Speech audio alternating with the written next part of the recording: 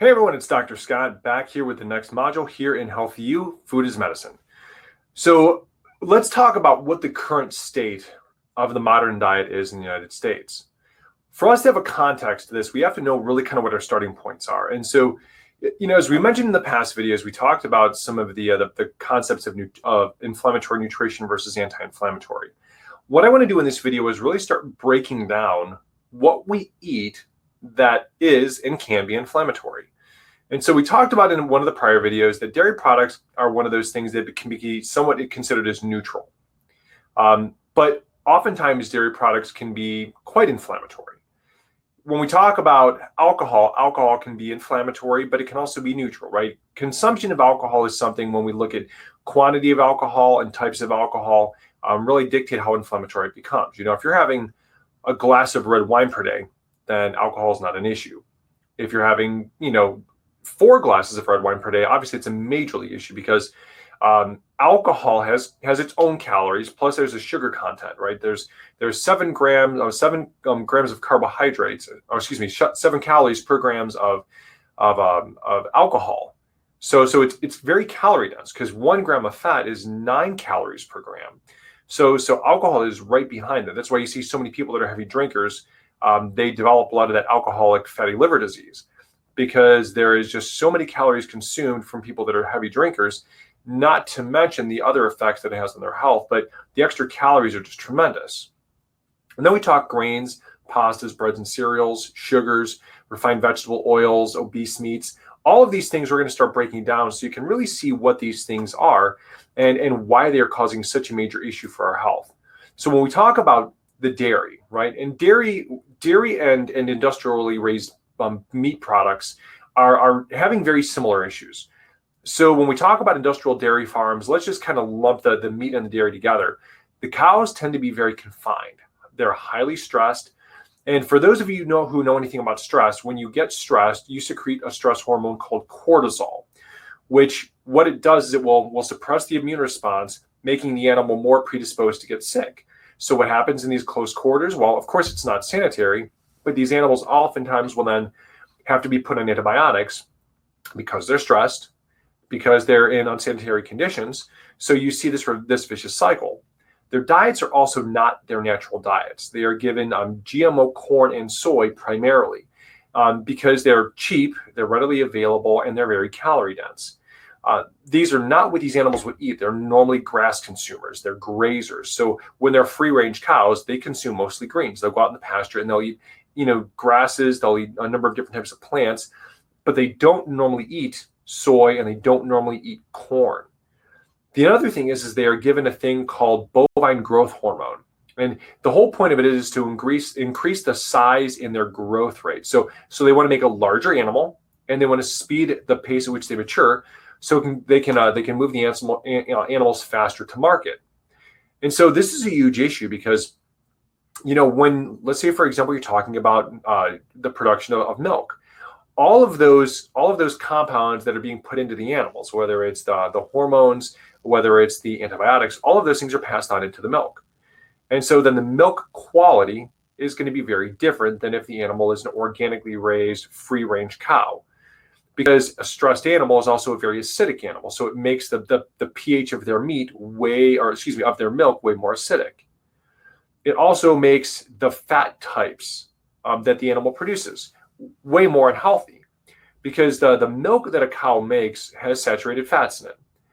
But there can also be omega-3s, and omega-3s can be very healthful. But when an animal is on a very inflammatory diet, which corn and soy can be very inflammatory for these animals, then what they're going to produce is high levels of saturated fats that are very inflammatory fats, and high levels of omega-6 fats, which are also very inflammatory. And so then you're going to have the combination of the antibiotics that are going to be in the milk. And what that does, it creates weaker immune systems, messes with our gut flora, and can create antibiotic resistance in us because we're being exposed to whatever they were taking. So you see there's this cascade of health effects that when we consume the milk or the cheese or whatever is produced by these cows, all of these things are being ingested by us, and we in turn are what we eat from these animals. So it's a huge issue. And these are what it looks like for these industrial farming complexes, right? Very close quarters. And you see these great big feeding troughs in front of the animals. So they will feed and they'll feed and they'll feed and they'll eat tremendous amounts of this stuff. And you can see the close quarters for all of them. Extremely stressful, high proximity, and just really, really bad situation for these animals. Even when they're having the milk pumped. So this is a very closely confined situation.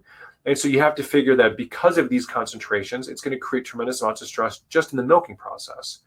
So the whole thing, when you look at the way these animals are being raised, it's a very significant health issue, because the more stressed out these animals are, the poorer the diets are, the more we eat, we consume the meat, the cheeses, all of these dairy products, the more we're getting these things into our system. And so the consequences that we then experience is it messes with our body's pH. It messes with our gut flora. It creates inflammation. We're taking in these fats that are very, very harmful to our bodies. We're taking in high levels of omega-6 fatty acids, which trigger an inflammatory process in us just because we're consuming the cow's milk, or if we consume the cow's meat. And then, of course, grains, right? And we know that grains are an extremely high part of the American diet. And you see it in the FDA guidelines.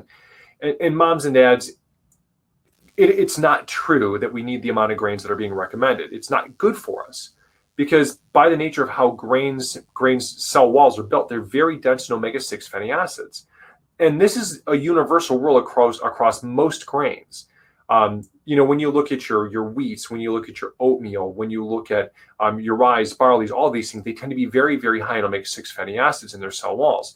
Oftentimes, grains tend to be very low in fiber. They tend to be very high in the glycemic index.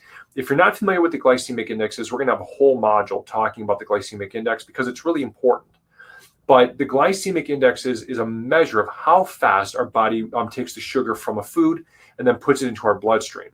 The higher the glycemic index is of a food, the more danger it is for us.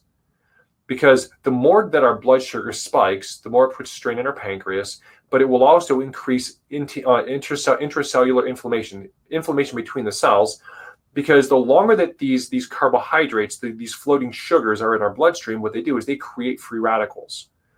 And so it's the reason why you see people develop things like diabetes.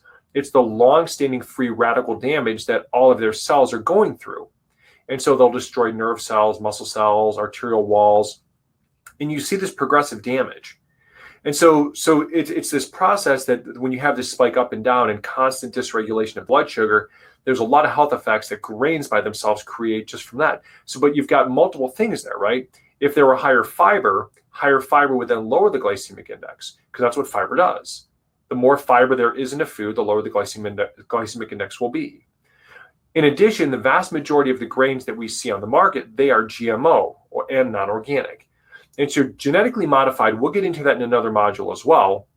But being genetically modified, we like to call those frankenfoods. So frankenfoods, GMOs, there is little to no research that exhibits their safety. They are foods that have characteristics that are modified so that they can be pesticide resistant, so they can be resistant to herbicides, so that they can be higher yielding foods. But there's no telling what is being done to our health by the additions of these things. Because what they literally do when they make a GMO is they splice a virus with some certain genetic traits they want the animal, the organism to have, and they inject it into seeds. And then they combine and they create a new organism that is modified at the genetic level. They rewrite the DNA. Oftentimes, these grains are very acidic. And you're noticing there's some repetition in these themes about acidity. Acidity is a big issue, because the more acidic we become, the more likely we are to develop chronic diseases. So if our diet consists of these chronically inflammatory foods, and we're highly acidic with high blood sugar, and by the way, blood sugar increases acidity, and then we're eating grains that also are acidic, all of these things, then they tend to lower the pH of our body, creating more strain. So, and what that does in our body, it creates inflammation just because we're acidic. So you've got another factor. And so our body then has to try and compensate when we become acidic. And what the body does is it will secrete this stuff called phosphorus from our bones, right? Because bone is made of calcium and phosphorus primarily. And so when you take the phosphorus out, what you do is you weaken the bone density. And so you see a lot of people that have highly acidic diets also having incredibly weak bones, or very low density in their bones. And of course, portion control is very difficult with grains. It does not take much before we can be eating significantly over what we should per portion, leading to what we call spillover. And so spillover is we've eaten so much that our body no longer has the ability to store it, or use it. So what we do, then we store it in our fat cells. And so it's this vicious cycle of overeating, spillover, adding fat, overeating, spillover, adding fat. And all of these other processes are running all at the same time. And then, of course, let's just talk about sugar, right? I mean, you look at the grainy foods and the cereal grains and the sugar content. And as we get into the next section, we're going to talk about the combination of these things. If you look at the cereals, right, cereal grains are everywhere. You go to every grocery store, they've got these massive cereal aisles, and these are all laden with grains and their sugar combinations. And so you see this everywhere. Our kids are exposed to it. But moms and dads, when we talk about, giving these foods to our children, we should be giving them nutrient-dense foods, but the vast majority of us, because we don't realize, are giving them these foods. And listen, I was a kid. I ate this stuff. I loved this stuff, right? Like Trix, Lucky Charms, all this stuff, love these foods. But what it does is it creates sick kids because their body is chronically fighting this inflammatory process that's being created by the foods that they're eating. So it weakens their body's ability to fight things that they need to, like viruses and bacteria. And it chronically wears them down. So our kids are getting very, very sick just because their immune system is constantly depleted from fighting inflammation. But it's also setting the table for our kids when they consume this stuff. Because, I mean, if you were to eat a portion of Trix, right, it would be less than 1 cup worth. When I was a 6-year-old, I was eating multiple cups worth probably per setting. So when you look at what our kids are consuming, they are consuming far more than what they could even possibly handle in 1 serving. And most of our kids are doing that on a daily, weekly, monthly, and yearly basis. And many people, even into adulthood, consume grains as their primary forms of breakfast foods. And this becomes this perpetual cycle over and over again, day in, day out, and it becomes chronic inflammation, where we're always swollen, where our tissues are always being damaged because these foods are always in our system and when they don't get a break. And it's everywhere, right? It's pastas, it's rye, it's barley, it's rice, it's oats. And I know a lot of people talk about the health benefit of oats, and this is one that we can split some hairs on. But if you have oats by themselves, they will become inflammatory because they only have omega-6s in their cell walls. They don't have omega-3s, nor does rice or barley or rye or pasta. So if you're going to eat oats because you want the fiber, then you need to make sure that when you're having those, you have an omega-3 source that you mix it with. Add a bunch of chia seeds in or hemp seeds, something that is dense in omega-3, so that if you want to have oats in your diet, you've got something that brings down the glycemic index more, adds in more fiber, adds in omega-3s. It's one of the things that we talk about with food combining that becomes essential because, it's not that you don't have to eliminate these things from your diet unless you have like an allergy to barley or rye or wheat pastas, because they are all gluten containers. But if you want to have oats or rice, and oats also can as well, but you can get gluten-free varieties of oats now. But if you want to have things like oats and rice, make sure that because these things are so high in the glycemic index, that you have other foods that are high in fiber with them, and you have omega-3 sources. If you're going to have gluten-free sources of pasta as well, make sure that you're having it with vegetables and omega-3 sources, whether it's avocado oil or olive oil, things like that, to try and balance them out. And one of the best choices out there as a pasta replacement are things like Banza pasta, which is a pasta that is made from chickpeas, or lentil pasta is made from red or green lentils. Really, really good choices overall. And when we talk about sugar consumption, one of the biggest things that we talk about oftentimes is that the huge difference in sugar consumption. And moms and dads, I think most of you probably don't realize how much sugar you or your children are consuming on a daily, weekly, monthly, or yearly basis. But let me give you some stats. 200 years ago, the average American ate no more than 2 pounds of sugar per year. Per year. By 1970, that number had risen to 123 pounds of sugar per year. As of 2017, 154 pounds of sugar per year, or 3 pounds of sugar per week. That's an astounding number. These are stats that I collected directly from the Department of Health and Human Services website. Their numbers, their data, and watching the industries. These are massive, massive increases in sugar consumption. And we see it evident in the health of the population, in the obesity rates, in the diabetes rates, in the Alzheimer's rates, in the cancer rates. Because all of these things are completely destroying the health of our kids, our families, our loved ones, our moms and dads. I mean, how many of you watching this have a parent that you've watched go through a chronic disease, heart attacks, heart disease, cancer, diabetes, Alzheimer's? All of these things are being traced directly back into all of these inflammatory foods in their bodies, in their systems for a lifetime. And then these refined oils. And, common things that you're marketed to, and they look so good in the marketing. They talk about all the health benefits. But the problem is it's a marketing lie.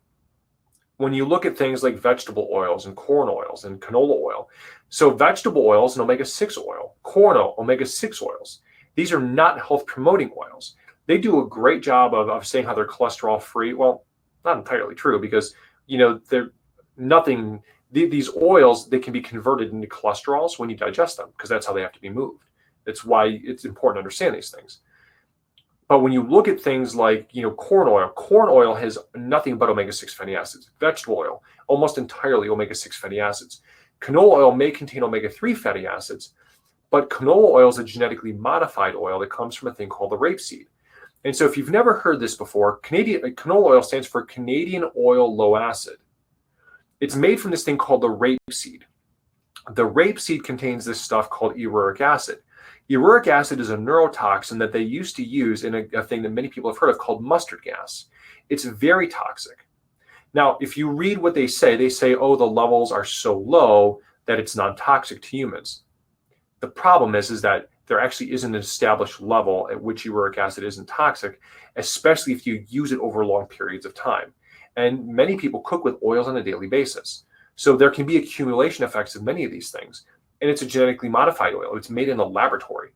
So knowing that fact too, we also know that anything that's produced in a laboratory, created from something that wasn't naturally producing this, probably not going to be the healthiest thing, as we've talked about before.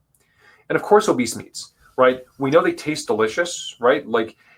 But when you think about what we talked about before with what these things are fed and these meats being so fat dense, the stress hormones, the inflammatory fats, all of these things are being consumed in super high amounts in our diets.